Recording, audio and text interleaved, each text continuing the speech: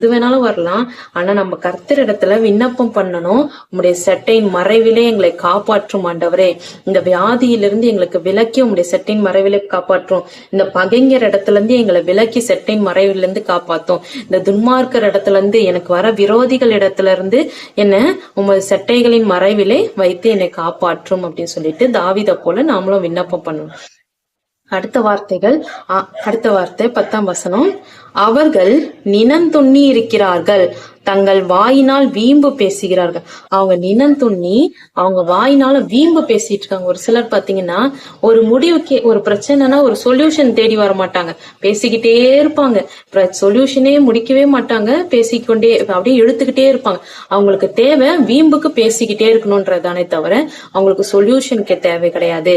அது போல அவருக்கு நேரிடுகிற அவருடைய விரோதிகள், அதாவது துன்மார்க்கர் எப்படி பண்றாங்கன்னா வீம்பு மட்டும்தான் பேசிக்கிட்டு இருக்காங்க அப்படின்றாரு. அடுத்த வார்த்தை, நாங்கள் செல்லும் பாதைகளில் இப்பொழுது எங்களை வளைந்து கொண்டார்கள், எங்களை தரையிலே தள்ளும்படி அவர்கள் கண்கள் எங்களை நோக்கி கொண்டிருக்கிறது. இப்ப நாங்க செல்ற பாதையில என்ன பண்றாங்க, என்ன வளைச்சிட்டாங்க. அதாவது சங்கீதக்காரனாகிய தாவீதுக்கு அவர் ஒரு ராஜாவா இருக்கிறார்.